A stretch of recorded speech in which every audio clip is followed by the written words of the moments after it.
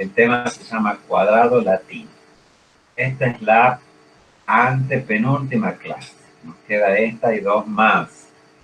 Diseño en cuadrado latino, que es la de ahora, y experimentos factoriales, que es un tema bien largo, que nos va a llevar dos clases. Ese tema lo voy a dar esta noche, la primera parte, y mañana a la mañana la segunda parte. Y con eso terminamos el dictado de la materia. Bueno, vamos a cuadrado latino. El cuadrado latino es un tipo de diseño muy parecido al diseño experimental en bloques completos, que es el que vimos la semana pasada. En el diseño en bloques, habíamos visto que ese diseño se lo hace cuando las unidades experimentales no son totalmente homogéneas, porque cuando son homogéneas, usamos diseño completamente aleatorizado. En el caso del bloque, podíamos agruparlas a las unidades experimentales. Y los grupos esos grupos de unidades experimentales se llaman bloques.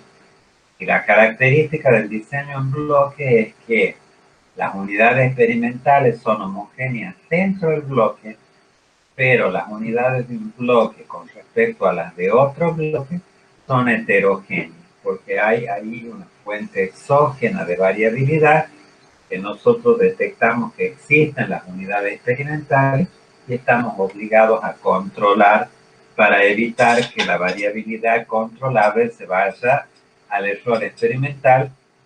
Que recordemos que el error experimental es variabilidad que no es controlable o variabilidad aleatoria. Siempre que hay fuentes de variabilidad, las unidades experimentales estamos obligados a controlar. En el diseño en bloque hay una sola fuente de variabilidad exógena que controla. Bueno, ahora, ¿qué sucede si tenemos dos fuentes de variabilidad a controlar? Bueno, ahí es donde entra este diseño, que es el diseño en cuadrado latino. Que es un diseño que se usa muy poco porque tiene muchas restricciones. Ya lo vamos a ver enseguida. Bueno, el diseño de cuadrado experimental vendría a ser un doble bloque. Es como que tenemos un doble bloqueo. Recordemos que en el diseño experimental en bloques, la aleatorización de ese diseño se hacía asignando en forma aleatoria todos los tratamientos en cada uno de los bloques. O sea, en cada bloque el tratamiento aparece una sola vez en una secuencia aleatoria. Y cada bloque constituye una repetición del experimento. En el diseño en cuadrado latino vamos a tener doble bloqueo. Y el diseño va a ser tal que cada tratamiento va a aparecer una vez en cada fila y en cada columna del diseño. Bueno, acá este diseño se caracteriza porque está ubicado, porque tenemos doble criterio de bloqueo. O sea, en un sentido de fila, vamos a tener el criterio de bloqueo, variable de bloqueo 1, y en sentido de columnas vamos a tener la variable de bloqueo 2. O sea, es un cruce de dos bloques. El cruce de dos bloques genera que, como cada tratamiento tiene que estar una vez en cada bloque, eso se tiene que cumplir tanto para la variedad de bloqueo en fila como para la variedad de bloqueo en columna. Entonces eso va a traer como consecuencia que cada tratamiento puede aparecer una sola vez en cada fila o columna. O sea, esa es la restricción de aleatorización que tiene este diseño. Y es la que lo hace muy limitante. Ya vamos a ver en qué. El cuadrado latino tiene tres dimensiones de variación. Tenemos las filas, las columnas y los tratamientos. Y cada uno está a n niveles. Los cuadrados latinos se representan tradicionalmente por tablas de dimensión R por R, con letras en las celdas para simbolizar los niveles de la variable de tratamiento y su repetición. Entonces, miremos este plano. Este es un cuadrado latino, 3, que tiene 3 factores. Un cuadrado latino de 3 factores. Este es de 3 factores. Se los representa como 3 por 3, porque hay, como les dice acá, ven, es la cantidad de filas y columnas que tiene el diseño. Eso es el 3 por 3 este que aparece acá. Después no hay que confundirse con el tema que viene, que estos son niveles de factores. No, acá es solamente la cantidad de filas y columnas que tiene. Ahora, el cuadrado, por ser cuadrado, siempre va a ser así. Los dos números tienen que ser iguales. O sea, si nosotros tenemos 4, una variable de bloqueo con 4 niveles, acá la variable de bloqueo 2 también tiene que tener 4 niveles. Y como cada tratamiento aparece una vez en cada una de las filas y columnas del diseño, tiene que haber también 4 tratamientos y 4 repeticiones de cada uno. O sea, eso es una gran limitante que tiene. Si nosotros tenemos 5 filas, vamos a tener que tener 5 columnas, 5 tratamientos y 5 repeticiones de cada tratamiento. O sea que acá tenemos restricciones. ¿Por qué pasa si tenemos una variable de bloqueo con 5 niveles y otra variable de bloqueo con 3? No, bueno, ahí no podemos usar este diseño. Este diseño es muy restrictivo. O supongamos que tengamos 3 criterios de bloqueo para filas y columnas, pero queremos probar 5 tratamientos. No, no se puede. Hay que probar 3 tratamientos. Si queremos hacer 4 repeticiones, no, tampoco podemos. Estamos obligados a hacer 3 repeticiones. Entonces eso, como les digo, genera muchas limitaciones. Porque cuando agregamos, cuanto más tratamientos vamos agregando al diseño, el diseño se va haciendo gigantesco. Imagínense, con 6 tratamientos ya tenemos 6 bloques en sentido de fila, 6 bloques en sentido de columna, y tenemos que hacer 6 repeticiones de cada tratamiento. Y si hacemos 12, imagínense la cantidad de unidades experimentales que hace falta. Entonces ese es el principal problema que tiene este diseño, por sus restricciones. Ahora, si la red se cumple y nosotros queremos hacer 3 tratamientos, en este caso que está acá, 3 tratamientos con 3 repeticiones y tenemos 3 de un bloqueo, variable de bloqueo 1 y 3 variables de bloqueo 2, bueno, este va a ser el diseño más eficiente para este caso. No es que los que le menciono yo no existen. Sí existen, se llaman cuadrados de Joule en esos diseños, pero eso no vemos, este es un curso introductorio. Y la verdad nunca he sabido de nadie que haya usado un cuadrado de Joule. Es más una cuestión teórica que aparece en los libros. Pero ¿cómo se genera la aleatorización en un diseño de cuadrado latino? Este es un cuadrado latino 3 por 3 porque tiene 3 y 3, entonces tiene 3 criterios del bloqueo 1, 3 criterios del bloqueo 2, 3 tratamientos y 3 repeticiones. Habíamos dicho que no se puede repetir ni en fila ni en columna el mismo tratamiento. Entonces veamos cómo podría ser una aleatorización de este diseño. Este que está dibujado acá se llama el cuadrado latino generador. O sea, este es el básico, que es muy fácil de construir. Fíjense cómo está construido.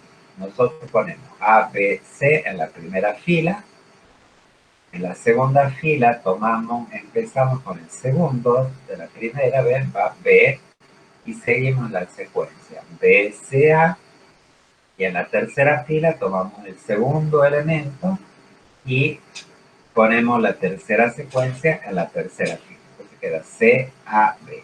Entonces fíjense, si nosotros miramos fila, B no se repite nada, en esta segunda no se repite, en esta tercera no se repite nada.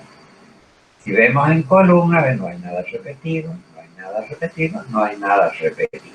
sea, se cumple la consigna de que cada tratamiento está una vez en cada uno de los dos criterios de bloqueo. Este es el básico o generador. Ahora, ¿cómo se genera el final, el bloque final? Bueno, entonces lo que nosotros hacemos es permutar en secuencia aleatoria las columnas. O cambiamos el orden de las columnas y una vez que tenemos cambiado el orden de las columnas, cambiamos el orden de las filas. Entonces, de este diseño pueden salir muchos cuadrados latinos diferentes, ¿eh? Haciendo esas permutaciones de filas y columnas de este que es el cuadrado latino generador. Como dice acá, por permutaciones aleatorias de filas y columnas se obtienen numerosas posibilidades para este cuadrado latino. El generador que hemos visto recién es este que está acá, el mismo de recién. ¿Cómo armamos el de 4x4 generador? Igual, ¿eh? A, B, C, D en la primera, B, iniciamos acá con B, B, C, D, A, iniciamos acá con la segunda, siempre iniciamos con el segundo. Ponemos C, C, D, A, B y acá iniciamos con el segundo, D, A, B, C. Otra forma podría haber sido iniciar con el tercero. Acá ponemos C, C, A, B, D, y acá con el tercero, acá por el tercero, y seguimos la secuencia, y con el tercero caiga acá, seguimos la secuencia. Cualquiera de esas dos formas nos genera un latino, cuadrado latino 4x4 generado. ¿Qué ventaja tiene el diseño en cuadrado latino? Controla dos fuentes de variación exógena. Recuerda que para el diseño en bloque habíamos mencionado que podía haber en el terreno una pendiente y nosotros queríamos controlar la pendiente. Bueno, supongo que acá tenemos un terreno que tiene una pendiente en este sentido y que tiene otra en este sentido. No sé, como un terreno así que tiene una forma como una hondonada, así, que tiene pendientes en dos lados. Entonces, haciendo este diseño, nosotros controlamos la fuente de variabilidad en este de arriba y en este otro que está acá a la izquierda. Entonces, ahí podemos controlar dos fuentes de variabilidad exógena. O sea, controla dos fuentes de variabilidad exógena. Por eso es que hablamos de doble bloqueo. Un criterio de bloqueo está en el sentido de la fila y el otro criterio de bloqueo está en sentido de las columnas. Entonces esto controla dos. O sea que acá las unidades experimentales están agrupadas por dos criterios diferentes. Entonces esa es una de las ventajas que tiene. Controla dos fuentes de variación exógena. Ahora, hay que tener cuidado porque las fuentes de variación deben ser independientes, ortogonales, decimos estadísticamente hablando. ¿Qué quiere decir que las dos fuentes de variación deben ser independientes? Que entre ellas no tienen efectos sobre el resultado del tratamiento. O sea que una de las fuentes de variabilidad no tiene efectos sobre la otra fuente de variabilidad. Eso es una restricción bastante fuerte, que a veces también lo convierte en una desventaja, porque no, a veces podemos agrupar por dos criterios, pero esos criterios no son independientes. Entonces, si eso sucede, el diseño en cuadrado latino no nos va a ser de utilidad. La gran desventaja que tiene el diseño cuadrado latino es que solamente se puede usar con pocos tratamientos, con pocos, ya que la restricción de que el número de filas es igual que al número de columnas, es igual al número de tratamientos y eso es igual al número de repeticiones, hace que con muchos tratamientos sea imposible de llevarlo a cabo. ¿Cuál es el modelo lineal del cuadrado latino? Bueno, en el cuadrado latino el modelo es parecido a lo que veníamos haciendo, que el proceso generador de los datos vimos en diseño completamente aleatorizado. Acá nos dice que cada dato puede explicarse con una media general más un efecto de tratamiento, que es el que está acá, este es el efecto de tratamiento, más un efecto del primer criterio de bloqueo, que es lo que llamamos el efecto de las filas. Las filas son el primer criterio de bloqueo, más un segundo efecto del bloqueo, o el bloque 2, digamos, el segundo bloqueo, que le llamamos el efecto de columna. Más, acá faltan más este efecto que es la variabilidad aleatoria o el error experimental. Entonces, ¿dónde aparece acá la variabilidad controlada?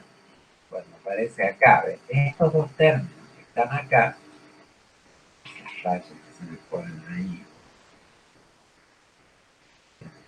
acá, sacar, a ver, esperen un segundito. Ay, las... Estas dos fuentes de esto que está acá, este es el efecto que nos interesa. Este, que es de los tratamientos. Pero como hay fuentes de variabilidad exógena que son dos, esa fuente de variabilidad exógena debemos controlar. Son estas dos. Esto es variabilidad exógena. Esa raya.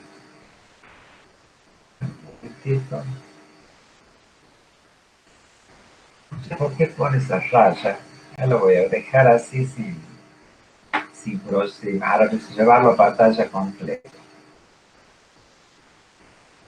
Estos dos efectos que están acá son la variabilidad exógena. Estos son la variabilidad exógena que nosotros estamos controlando. El efecto de fila y el efecto de bloque. Esa es la variabilidad exógena, que es controlable. Nosotros sabemos que existe. Y esta es la variabilidad aleatoria, que se llama también, como ya hemos venido viendo, error experimental. La variabilidad aleatoria o error experimental. Esa es una variabilidad que nosotros no podemos controlar de ninguna manera en el experimento. ¿eh? Y eso, acuérdense que tiene que ser reducido a su mínima expresión, siempre. O sea, ¿cuál es la premisa de cualquier diseño? Maximizar la señal, que esta es la señal del experimento, que es la media general más los efectos de tratamiento, y este es el ruido del experimento. Y esto que está acá, que es el efecto de fila y efecto de bloque, es esa variabilidad que nosotros sabemos que tienen las unidades experimentales y que debemos sí o sí controlar. Porque si no, estos dos términos se suman al de error aleatorio y acá el épsilon va a tener la variabilidad aleatoria más esta otra, que son dos. Entonces esto se va a inflar mucho el error experimental y va a haber mucho ruido y muy poca señal. Con este diseño, al separar esta variabilidad de filas y columnas del error experimental, el error experimental va a quedar chico y es sobre este error que nosotros trabajamos para detectar la señal, que es la prueba F. La señal es el cuadrado medio del tratamiento y el ruido el cuadrado medio del error experimental. Y sobre ese cociente es donde se hace la prueba F. Entonces, como yo les había dicho, la señal nosotros esperamos que sea fuerte, que el ruido sea bajo, para que la relación señal al ruido, que es la prueba F, sea grande. O sea, tenga buena potencia para detectar la diferencia entre los tratamientos. El supuesto sobre el error aleatorio es el mismo, son los mismos, digamos, que hemos venido viendo. O sea que es una variable aleatoria con distribución normal, con media cero, varianza constante y que los errores son independientes.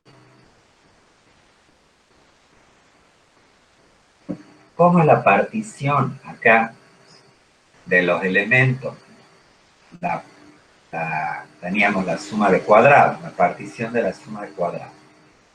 Esta que es la total, que es el desvío de cada observación con respecto a la media general al cuadrado, se particiona como una suma de cuadrado de tratamiento, que es la media del tratamiento menos la media general al cuadrado, más una suma de cuadrado de filas, que es la media de las filas con respecto a la media general al cuadrado, más un efecto de columna que es un desvío de la media de las columnas con respecto a la media general, más el término aleatorio que es la observación menos la media de tratamiento, menos la media de la fila, menos la media de la columna, más 2 veces la media.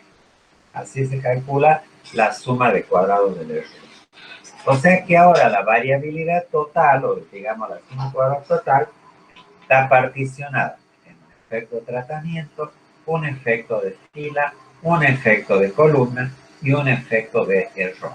Y son aditivas esas fuerzas. Veamos un ejemplo.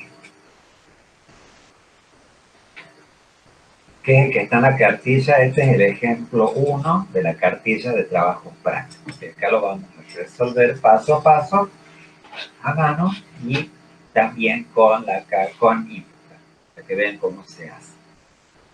Bueno, el ejemplo dice, se desea seleccionar una cosechadora de entre 4.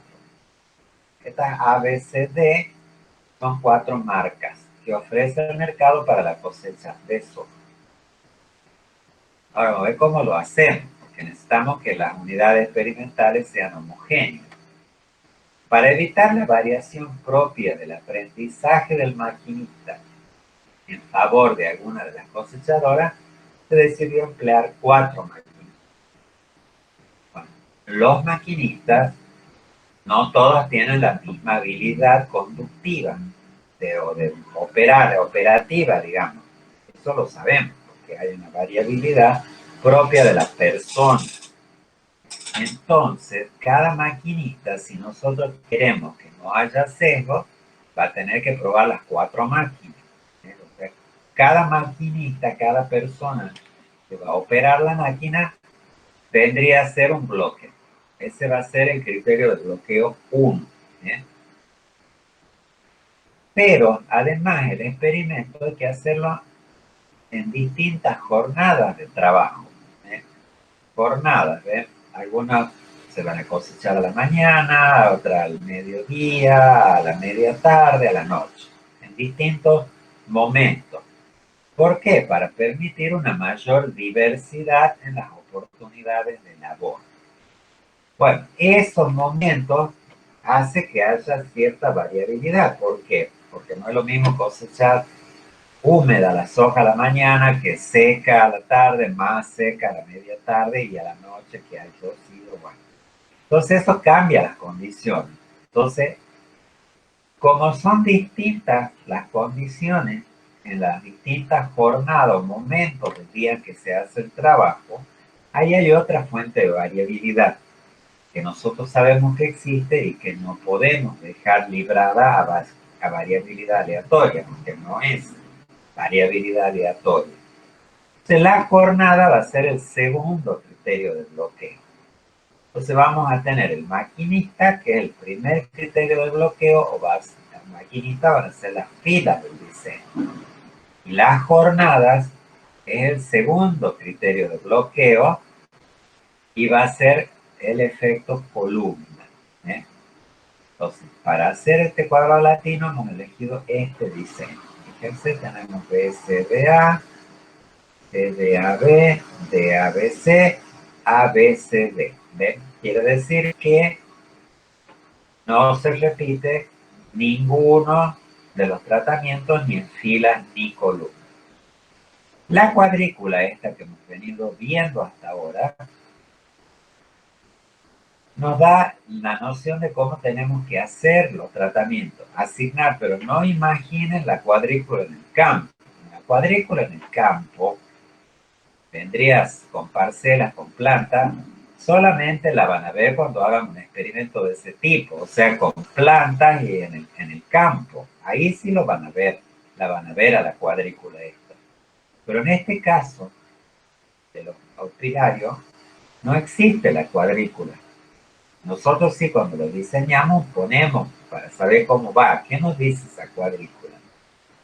Que en este lugar de cuadrado latino, lo que hemos asignado es la máquina B con el maquinista 1 a la jornada 1 o en el momento 1. Ese dato va ahí. Y acá fueron 50 quintales. En este otro va el tratamiento C con el maquinista 1 en la jornada 2. Y eso fue 45. Y así sucesivamente. O sea que el cuadrado latino, la cuadrícula, nos indica qué dato tenemos que poner ahí en esa celda, qué combinaciones, de qué nivel del factor de clasificación 1 con el 2 y qué tratamiento va ahí. Nada más que eso. ¿Cuáles son las hipótesis que probamos? Bueno, acá tenemos la que realmente nos interesa, es la de las medias de los tratamientos, que son las máquinas en este caso, que es la hipótesis principal. ¿Y cuál es la nula de la hipótesis principal? Es que la media de la máquina A igual a la media de la máquina B, igual a la media de la máquina C, igual a la media de la máquina D. O sea que las cuatro máquinas son iguales en cuanto a su efectividad cosechable. La secundaria, bueno, están, pero no son hipótesis que nosotros vamos a probar. ¿Qué es lo que probaría? Que todos los maquinistas tienen la misma capacidad de rendir o sea que las medias de todo es la misma, o sea que todos se comportan igual y que las jornadas no tienen efecto. Bueno, eso no, hay pruebas irrefutables, pero no las analizamos, porque en realidad nosotros hemos hecho el diseño pensando que existen las diferencias y entonces siempre la que testamos es la primera, la hipótesis de medias de tratamiento. Lo demás son fuentes de variabilidad controladas. No nos interesa hacer pruebas de hipótesis sobre esos efectos. Cuando nosotros tenemos ya los datos tomados, bueno, va a venir a una tabla, en donde tenemos acá los efectos de los maquinistas. Recuerden, las filas son los maquinistas, y en las columnas están las jornadas. Estas son las jornadas.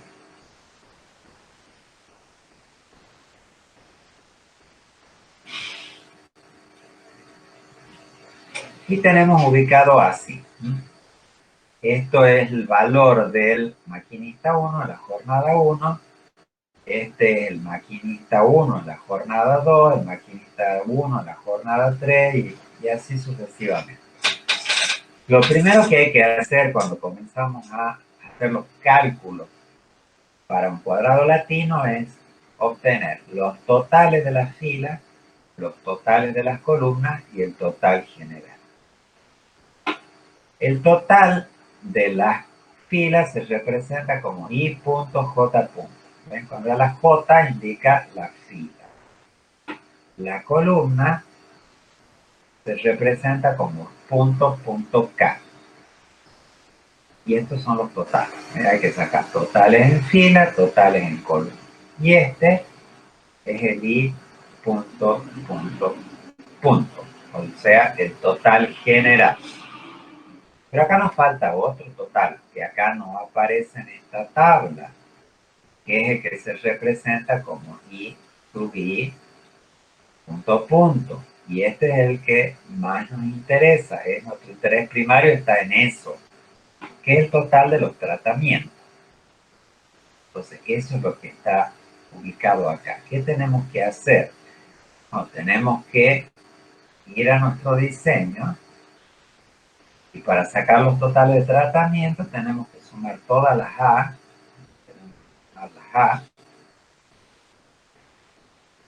o sea, el total del tratamiento A va a ser 44 más 39 más 41 más 46. Después tenemos que tomar las B y sumarlas. Vamos a tomar las B.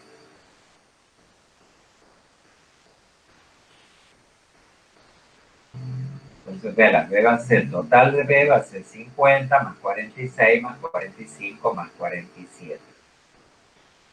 Eso es lo que está acá, ¿ven? Eso lo tenemos que armar en una tablita aparte. Entonces, sumamos todas las letras A, nos da el total de A, todas las B, todas las C, todas las D. Y con estos valores vamos a sacar la suma y el promedio de los tratamientos, que es lo que nos interesa.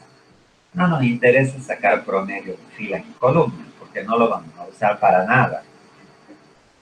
Les repito, nuestro interés acá sigue siendo las medias de tratamiento, que son las máquinas en ese caso. Y eso es lo que estamos comparando.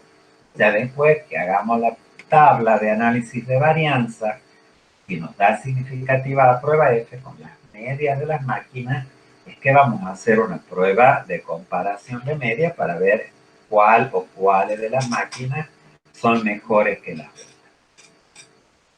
¿Cómo se hacen los cálculos? Bueno, los cálculos se hacen igual que lo que hemos venido haciendo hasta ahora. O sea, lo primero que vamos a sacar es el factor de corrección. Esta fórmula la tienen ustedes en la cartilla de fórmulas. Ahí están todas, paso a paso. Está la macro y las vamos viendo.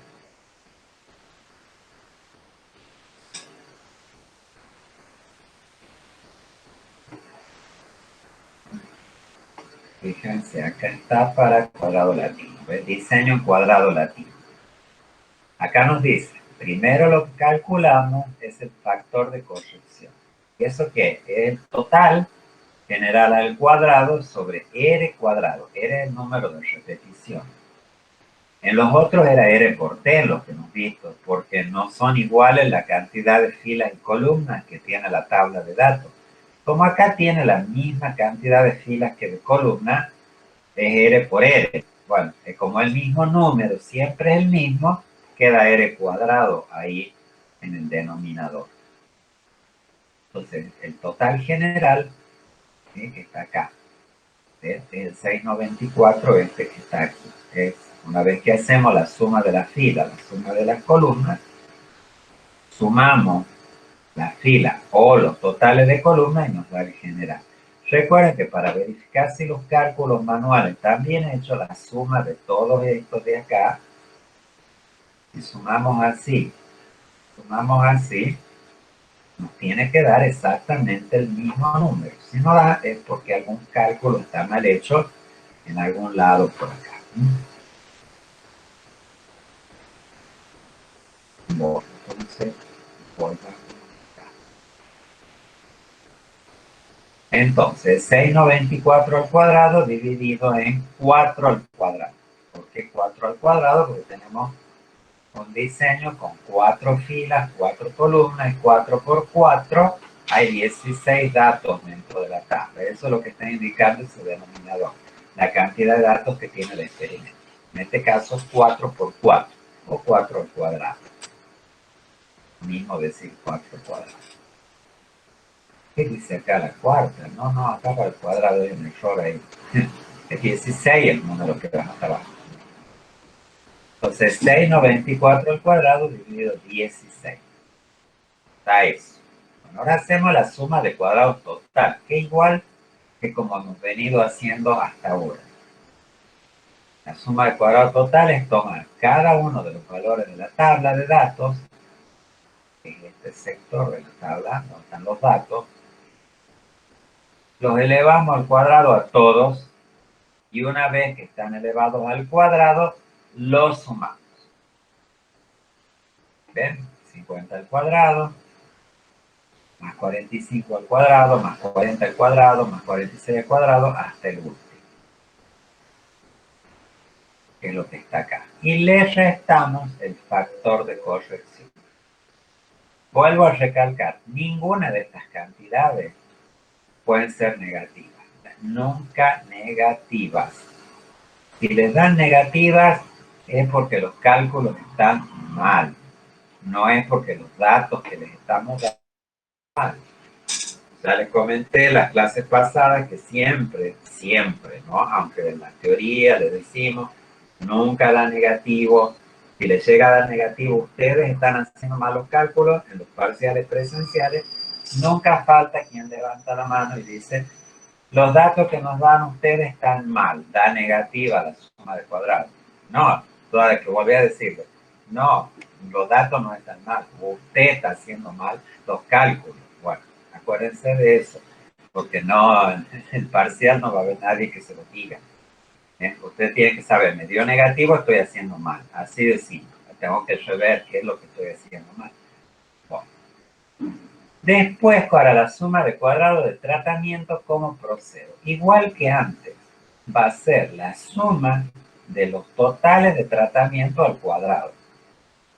O sea, cada una de estas sumas al cuadrado, 170 al cuadrado, más 188 al cuadrado, más 173 al cuadrado, más 163 al cuadrado. Van sumados y dividido en 4, que es la cantidad de repeticiones que hay. Y le resto el factor de corrección, cada 83,25.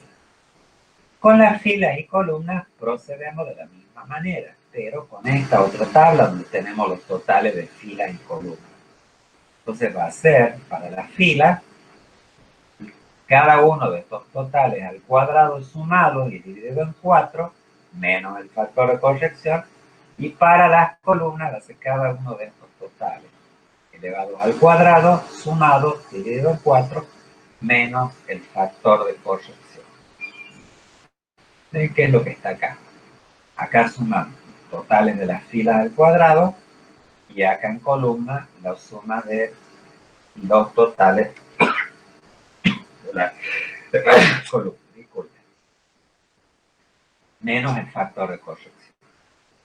Y por último va la suma de cuadrados del error que se saca por diferencia. ¿De quién? Del total menos los tratamientos, menos suma de cuadrado de fila, menos suma de cuadrado de columna.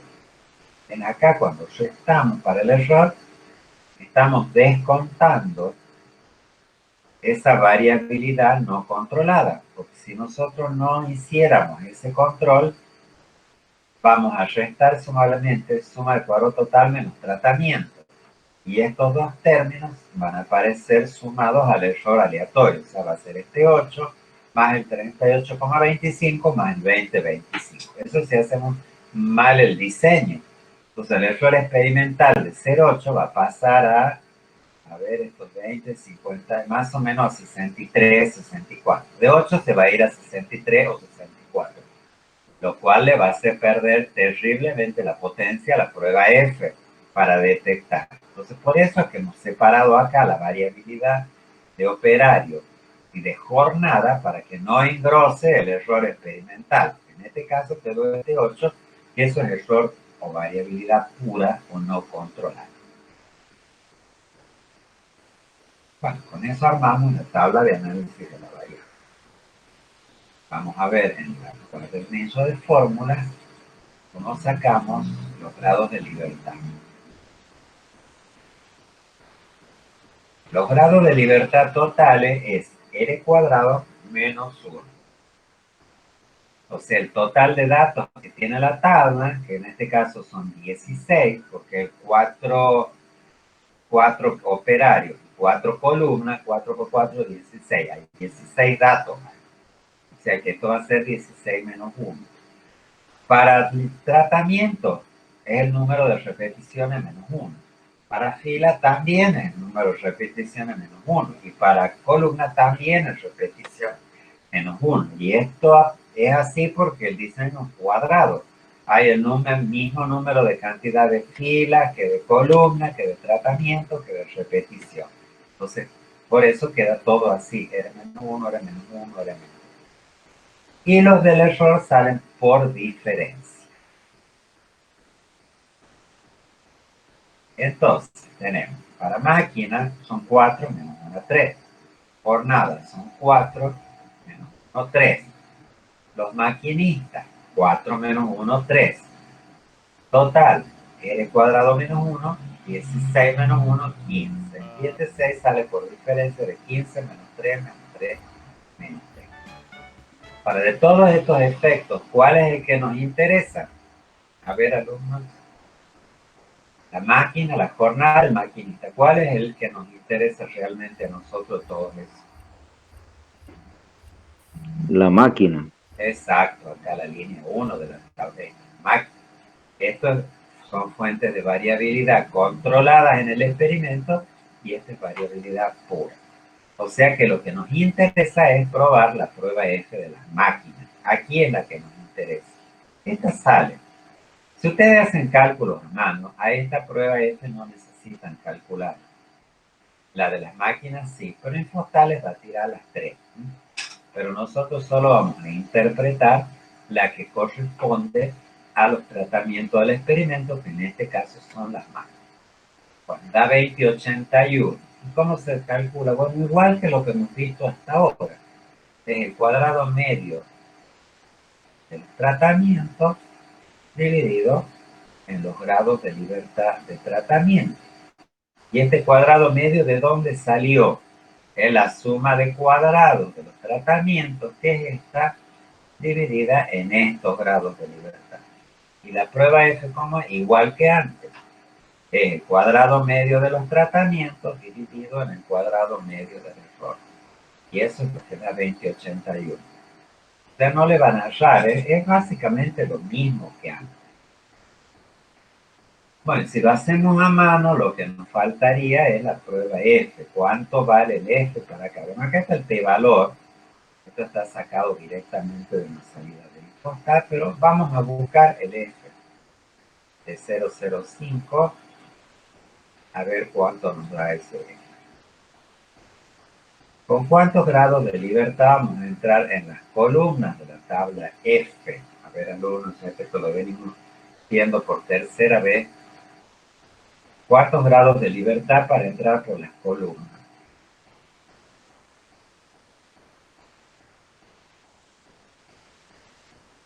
Parece que no han venido estudiando nada todavía.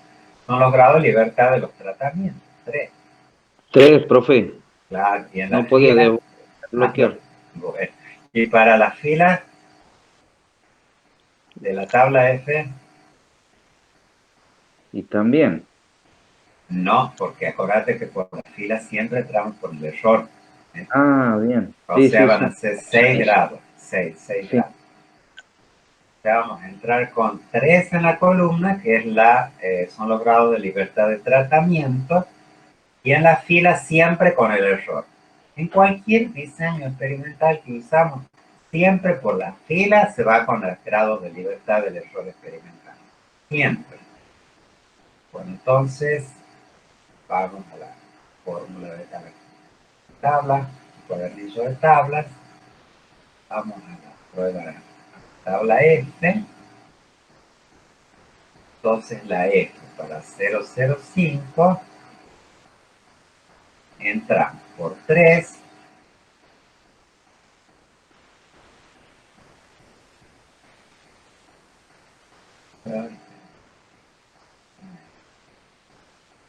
El programa lo han cambiado entero. Me cuesta encontrar las cosas ahora. Ahí. Entramos por 3 en la fila por 6, que es el error, y nos vamos a la intersección. Y eso da 4,76. O sea que el F de 005 va a ser 4,76. Y el F de 001 lo buscamos en la otra tabla F. Entramos igual con 3 en las columnas, que es el grado de libertad de tratamiento, y 6 en las filas, que corresponde a los grados de libertad del error experimental. Pero en la otra, en la que dice 001 acá, entramos por 3, con 6, y acá está el valor en la intersección, que es 9,78. 9,78. O sea que el F que hemos calculado nosotros supera el valor crítico de la 5%, que es 4,76, y también supera el valor crítico del 1%, que es 9,76. Por eso le hemos puesto 2 asteriscos. O sea, la prueba es altamente significativa. Si lo hacemos en Infostat, bueno, el p-valor nos va a dar 0,0014, que es mucho menor que 0,01. O sea que este p-valor también nos está indicando que la prueba F es altamente significativa. Bueno, ¿qué concluimos entonces? A ver, alumnos, recuerden, la hipótesis nula, la pongamos acá para que estemos claros que estamos probando, es que la media de la máquina A es igual a la media de la máquina B, es igual a la media de la máquina C, y es igual a la media de la máquina D. Y la alternativa es que al menos una mu sub i, al menos una de esas, difiere del resto. Eso del par. Siempre es igual. No interesa qué diseño estemos usando. Bueno, ¿qué concluimos con esta prueba F respecto a las hipótesis que estamos probando? A ver, alumnos.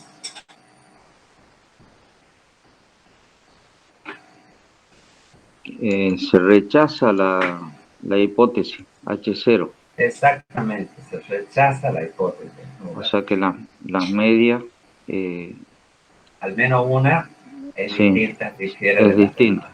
Sí, sí. Mateo, ¿cómo era? ¿Sos de mi época? Puede ser.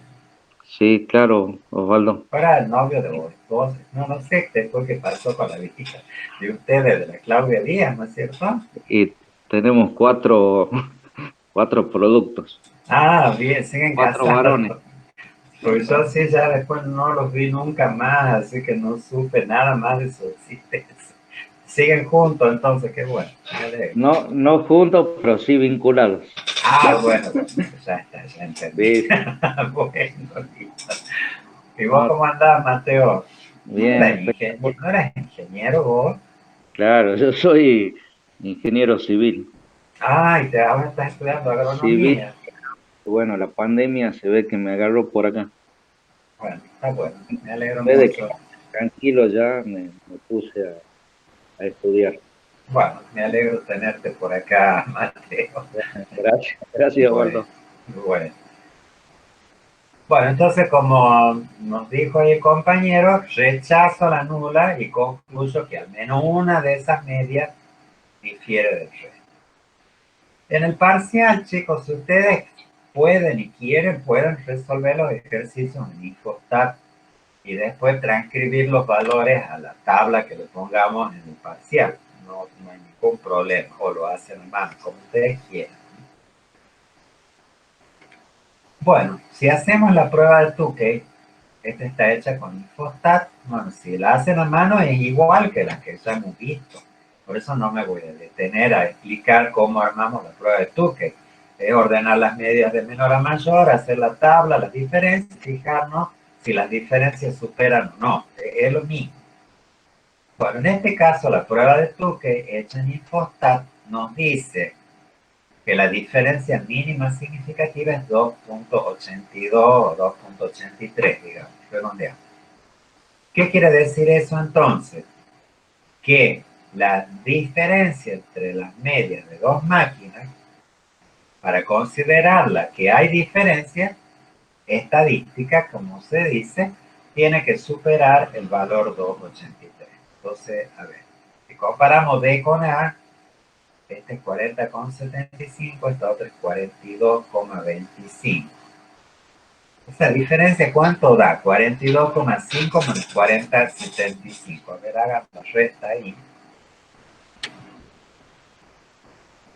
No tengo una calculadora a mano, si no la haría yo. A ver, ¿cuánto da esa diferencia? Ya tengo el teléfono. A ver, 40,75 menos 42,5. 1,75. 1,75. O sea, la diferencia entre estas dos da 1,75. Que es menor que la diferencia mínima significativa, que es 2,83. Entonces, ven acá, por eso es que Infostat le pone una letra A y una letra a las dos. Lo que está indicando es que no hay diferencia, la diferencia no supera este valor. Si comparamos A con C es 42,5 y 43,25. Esa diferencia da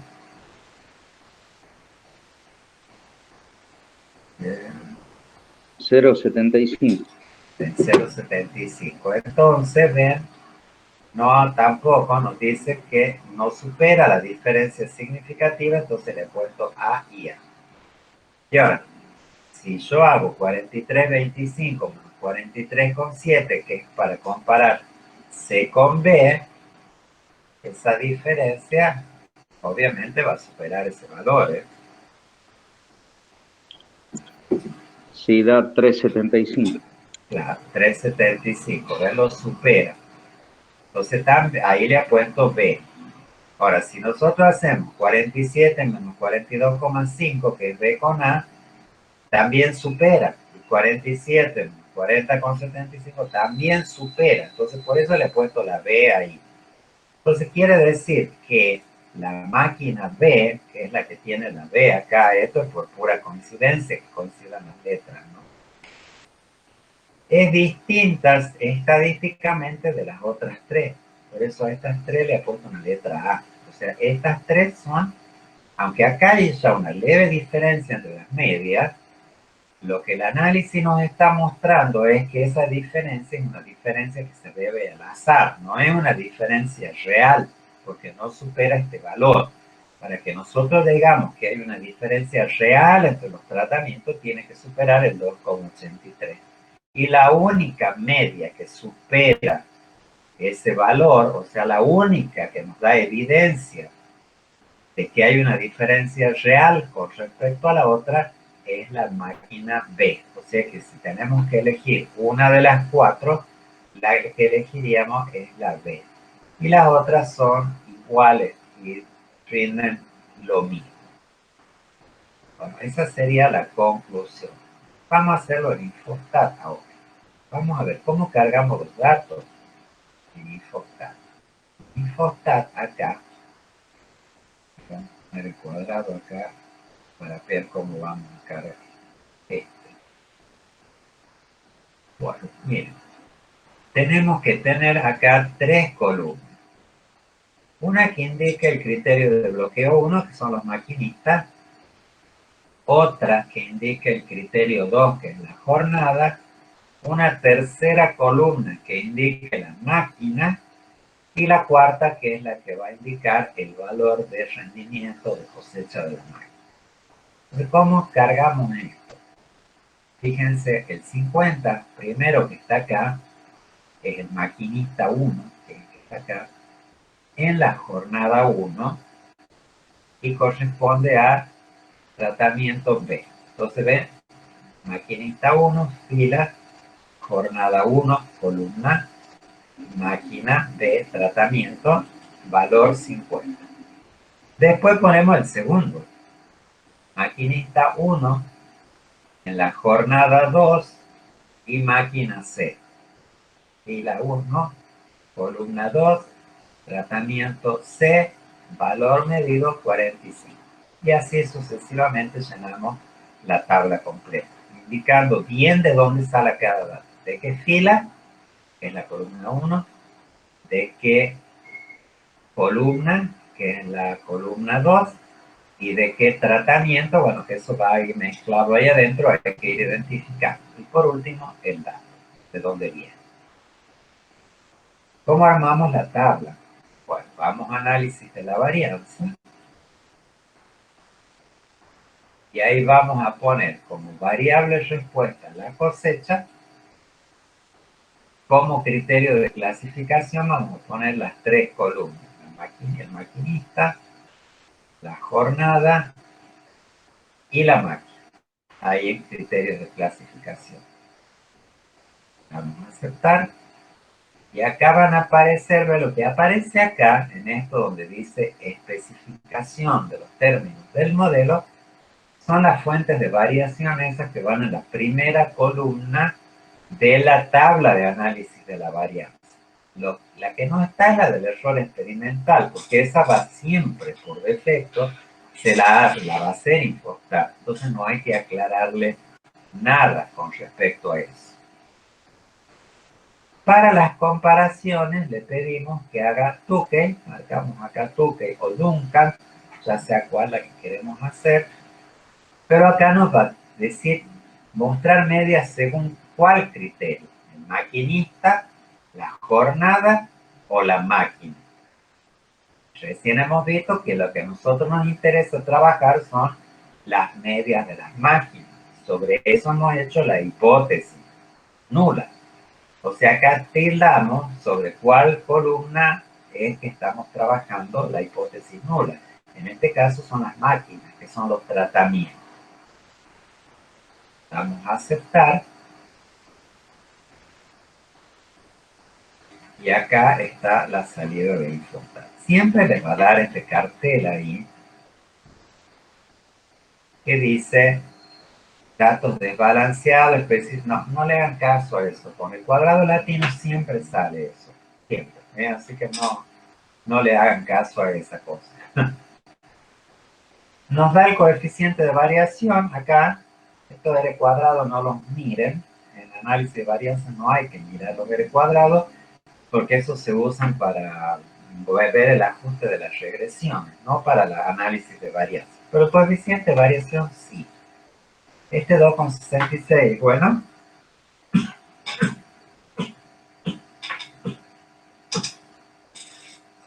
A ver, alumnos, ¿cuánto tenía que valer ese coeficiente de variación para que nosotros estemos tranquilos con el experimento?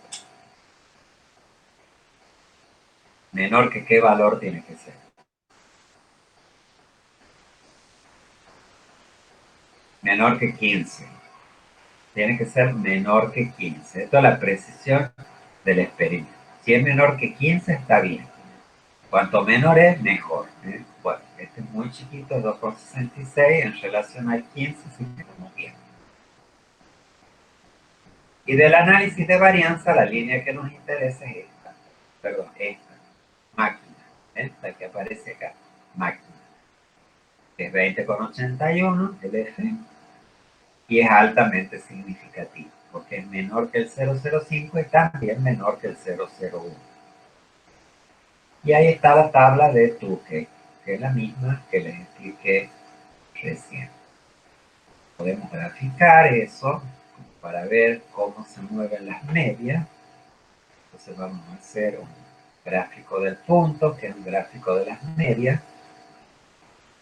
Vamos a medias de quién, de la cosecha, que es la variable respuesta en función de las máquinas, que son los tratamientos. Maquinita y jornada, no nos interesa graficar eso. Bueno, entonces esto es el dibujo que nos da, ¿ven? La B se separa de las otras tres, ¿ven? De Tukey nos ha dicho que C tiene A, o sea, la prueba de Tukey la podemos agregar acá. Lo A acá también. Y nos dio A acá también. Esto se hace cuando uno presenta trabajos para publicar. Uno sobre el gráfico pone las letras de la prueba que hizo y abajo prueba pone prueba de se usó la prueba de comparación de Tukey al 0,05% de significancia. Y entonces en un solo gráfico resumimos toda la información. Entonces ahí está, ¿ven? Entonces el test de Tukey nos dijo que C, D y A todas tienen la letra A, por lo tanto la media de todas ellas es parecida o que son estadísticamente no significativas u homogéneas, también decimos. O sea, las tres dan el mismo resultado. Y la B es la única que se separa de las demás. O sea, la máquina B es la mejor de todas en este experimento realizado de esta manera.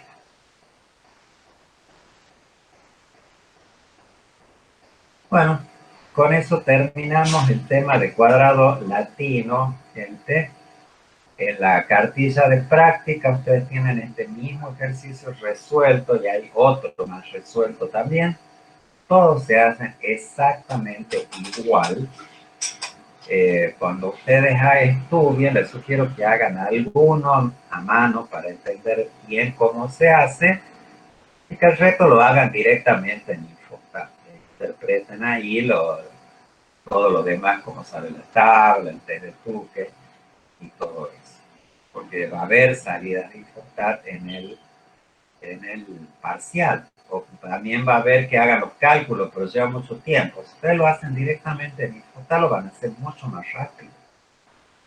Así que, bueno, con esto terminamos el tema de cuadrado latino. ¿Tienen alguna duda o pregunta para hacer?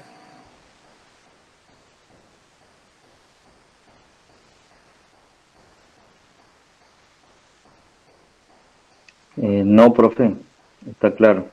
Bueno, la clase de esta tarde es un teórico práctico, no es teoría. O sea, como el tema es largo y el ejercicio único que vamos a hacer es muy largo, nos va a llevar 2 clases resolverlo. O sea, lo vamos a empezar a resolver esta tarde y lo vamos a terminar de resolver mañana.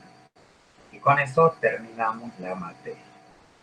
Y el jueves no habría clase, porque ahí estaba previsto originalmente el parcial, pero bueno, como saben, están con muchos parciales esta semana, lo hemos pasado para el martes siguiente, lo cual también es mejor porque les da un poquito más de tiempo para estudiar. El factorial es bastante complicado. Durante la semana, Milagros, sí, mañana miércoles hay clase de consulta. El viernes seguramente vamos a poner otra y el lunes, porque el parcial es el martes. Así que sí, sí va a haber consultas, Milagro, además de la de mañana. O sea, miércoles, viernes y lunes. Así van a ser las consultas. Bueno, entonces, alumnos, estamos listos. Nos vemos esta noche para ver la primera parte del factorial. Hasta luego, profe. Hasta luego.